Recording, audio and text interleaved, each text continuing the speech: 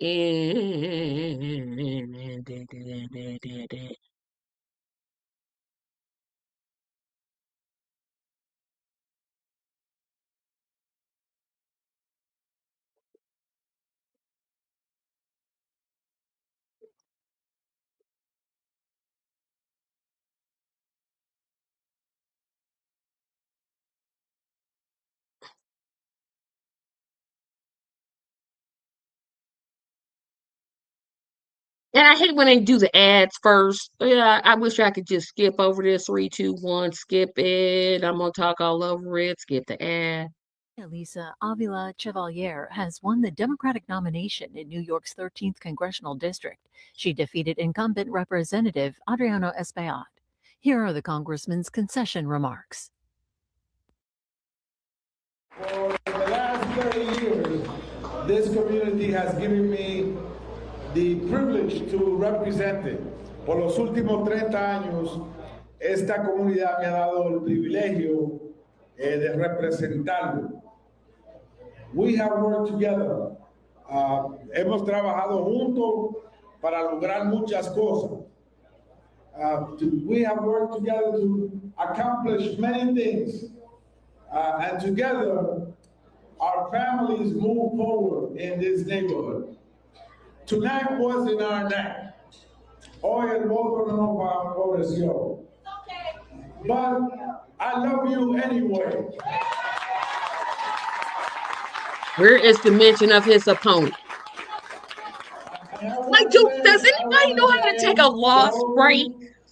Do they just come out just throwing shade, or is it just something they pray? And those that work night and day to move our efforts Maybe he'll forward. say it later. Quiero darle las gracias a todos los que trabajaron fuertemente, todos, cada uno de ustedes que trabajaron fuerte para esta campaña.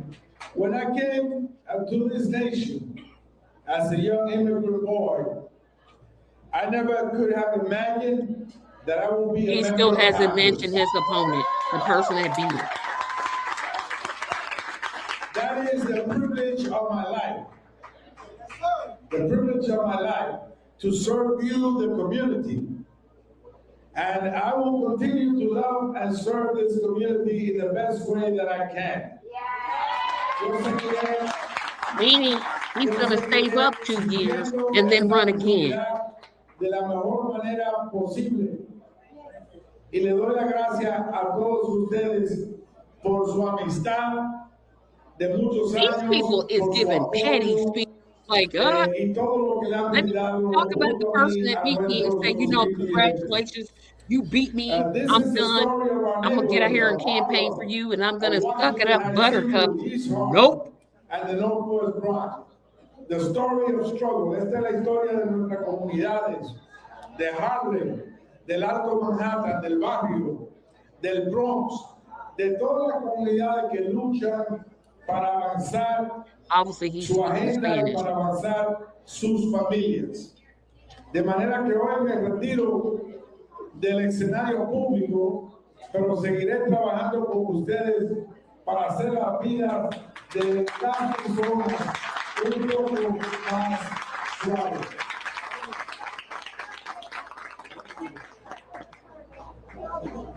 And to my family, my children, thank you. Not to the person that beat me. Don't say nothing about them. Ellos me llamaron y me dijeron, papi, don't bet, no te dobles. Te estamos viendo, no te dobles. No nos doblamos. No, los resultados no fueron favorables, pero no nos doblamos. Y seguiremos construyendo. Vamos a llamar a la ganadora en las próximas horas. Okay. Avila I'm going to stop sharing because, you know what? I'm going to make this point again. How petty can you be? Like, that was so petty. Not, congratulations to the person that beat me, especially in a primary. Like, primaries are not easy. His opponent, she beat you. She beat you. At least say congratulations.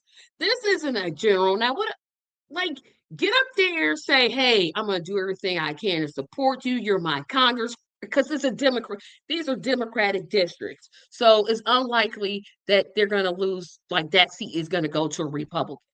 You know they're going to win. All you got to do is say, you know what? This is my congressman. I'm going to support her because in this case, two females won. I'm going to support her. I'm going to do everything I can. If she needs my assistance, I'm there. Nope. Don't even talk about it.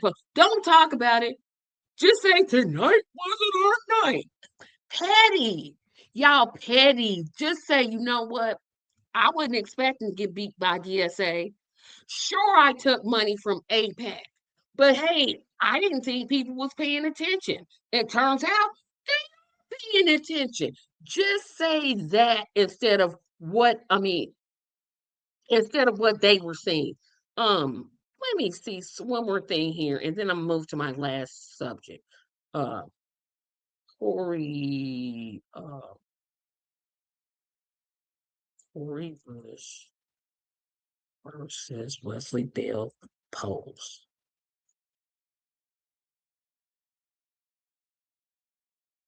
Um, I do want to talk about something that I think is great news. Um,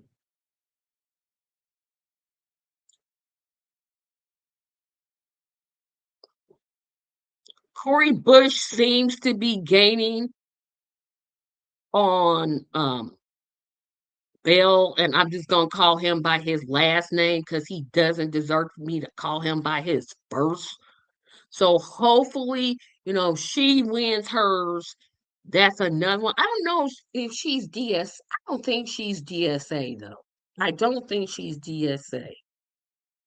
Um, oh, she is. She's an active member of the Democratic Socialists of America, the St. Louis DSA chapter in the national organization staunchly backed her progressive platform and endorsed her campaigns. Okay. Um, you know what? I want Bell gone. Oh, I want Bell gone. Oh, y'all don't know how badly I want. Just go away. So I'll keep you guys ahead of that race. So, last thing I said I was going to talk about some football news. You all can turn it off if you want. Don't turn off. Just hear me out. Hear me out. So there's some controversy going on with my team, and I don't understand how. So, if you all don't know, I am a San Francisco 49er fanatic. I'm past the fan stage. I'm past it. So I've been a 49er fan since I was 6. And obviously you can tell I'm not 6 years old. I'm way older than 6. But anyway, so we have this wide receiver, and his name is Brandon Ayuk. He's 28, so he's very young. And he wants a new contract. And here's the thing that's kind of I'll just kind of read it. Brandon Ayuk's situation with the San Francisco 49ers has developed into a bitter public feud. After signing, and keep in mind this, he signed a contract extension. He signed a contract extension before all of this happened. So he's asking to be released so that he can play with the Washington and Commanders, because I won't call them by. It's still hard for me to call them the Washington Commanders, but I'm doing my best. Anyway, he signed the massive contract extension in 2024. He had a severe knee injury. He skipped rehab with the team, and his guaranteed money had been voided. And so right now he's currently on the reserve left squad list. So the situation has escalated. He's released a series of profanity release videos on Instagram, which I will not play, in which he's demanding a trade. He criticized Kyle Shanahan and Lynch. What is Lynch's first name? What is Lynch's first name? Oh my gosh. Lynch.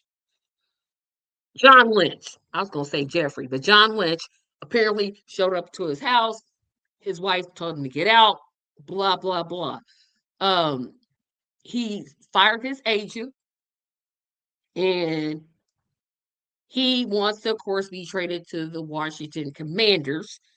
And he said he would never step into Levi Stadium ever again, keeping in mind October the 29th, the Commanders play the 49ers, but I guess he's not counting that.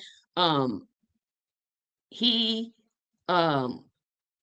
could be reuniting with his college roommate. However, I'm going to talk about what he's doing between him and Jaden Daniels. So essentially, the 49ers hold all the leverage. And that's because there's a default in his contract.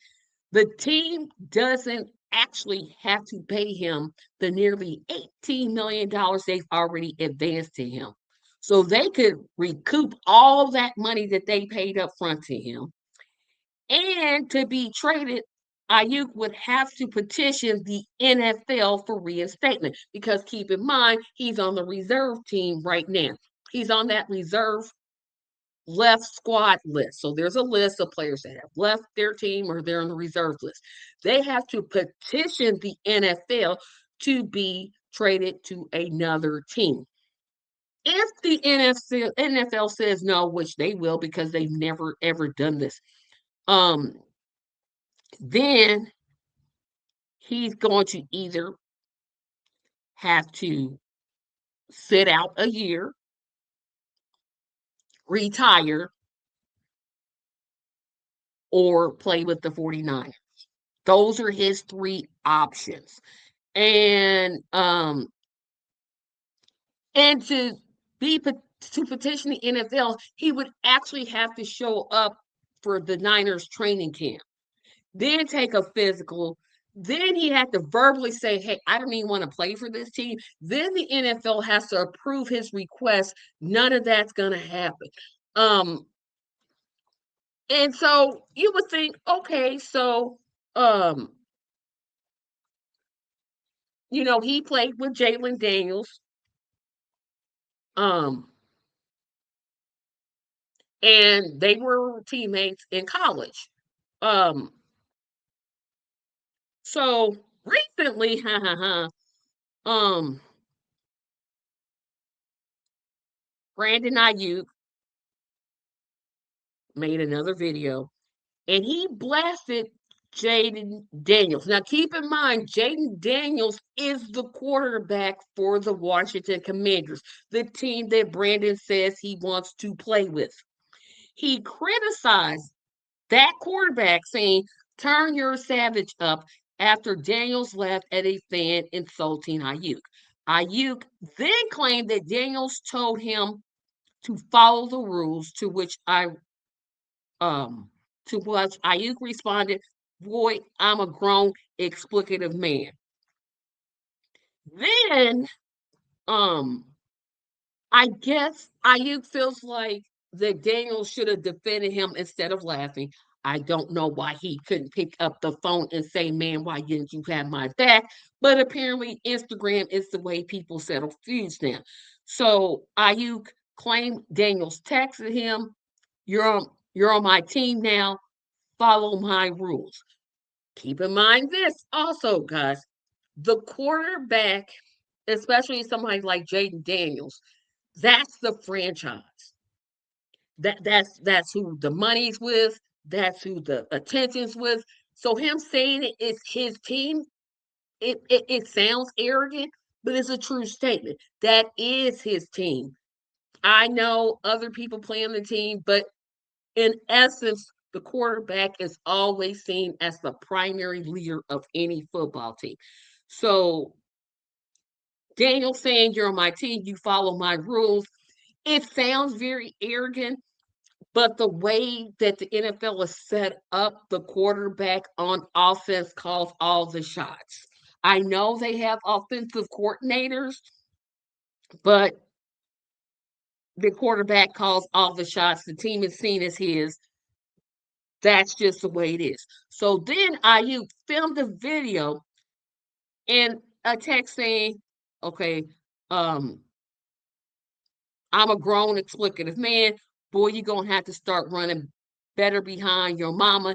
And I believe what you're talking before I believe what you're talking about. But until then, So also keep this in mind.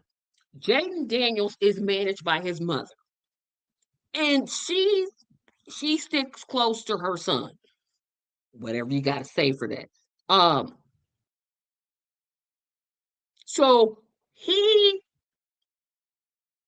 has messed up with the Niners, now with the Commanders. Keep in mind this, he wants to play with the Commanders. You don't mess with the quarterback.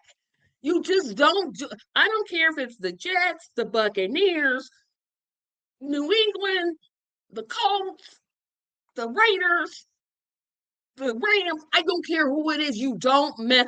The one position you verbally don't make a statement about is the quarterback. You say that's my guy. I believe him. Although he's not my prediction. He's not gonna play with the Commanders. I think what's gonna happen is he's going to go to camp and either fail the physical on purpose or pass it and then say I don't want to play. If Daniels can put this aside and say, that's my boy, we just had a beef.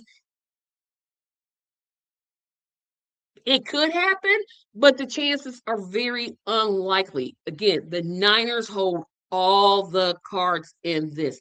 He signed a locked contract, and it's going to be very, very, very difficult for him to get out of that contract. I don't even think a team. Okay, so wait a minute, because I want to see this. I don't know who else he could. Okay, so what team would,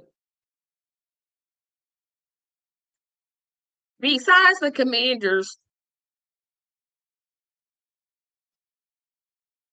they're the only team that was left. There's no other team on this list besides the Commanders that he could play for. And I don't know what caused this then, like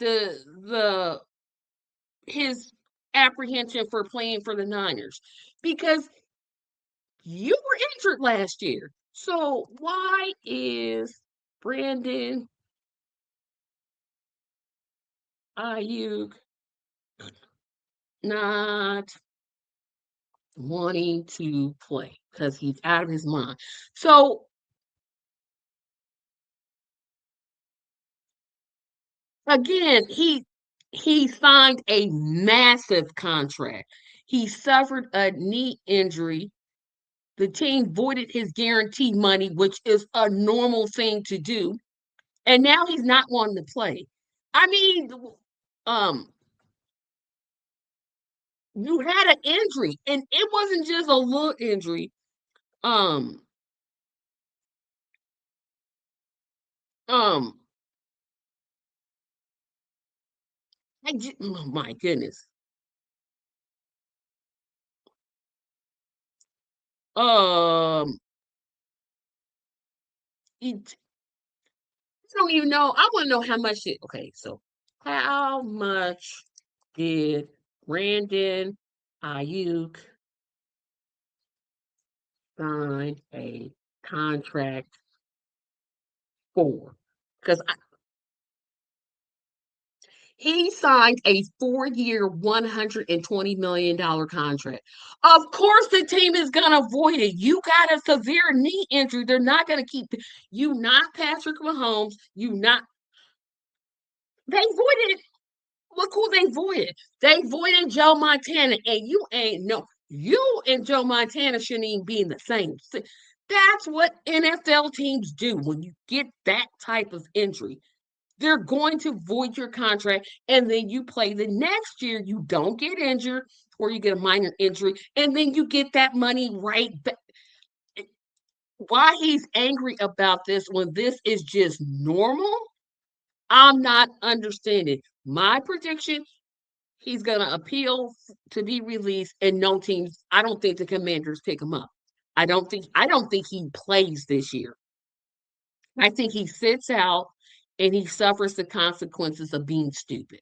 Because this makes no sense to me. Why are you contesting this?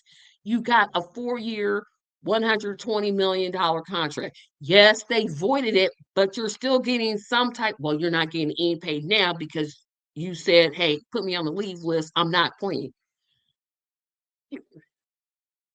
This is so normal. Why are you doing this? Yeah, this has been a 1 hour and 6 minute show, and I did not think I was going to go that long. I had a lot to say. Keep in mind this, hit that subscribe button. Support me on Patreon. Support my GoFundMe campaign. And lastly, as usual, contribute to the First Baptist Church North Drama Academy. Really important project. I have an interview scheduled for Thursday, so I'll be back on Thursday. I did not podcast this last Thursday because I just didn't. Um, I just thought, you know what? I'm not gonna do that. I'm trying to tell you all who the guest is going to be. So I believe our guest is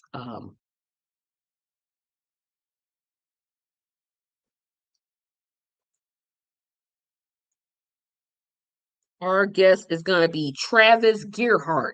That will be the guest this Thursday at 7 o'clock p.m. Eastern Standard Time.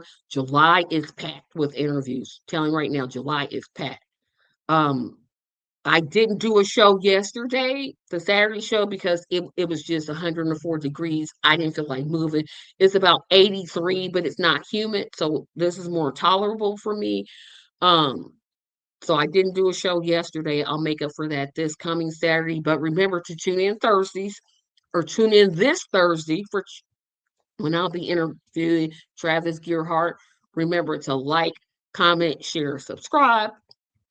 Like, share, comment, subscribe. Like, share, comment, subscribe. And lastly, like, share, comment, subscribe. Thank you for joining me. Have a fantastic evening. Bye bye.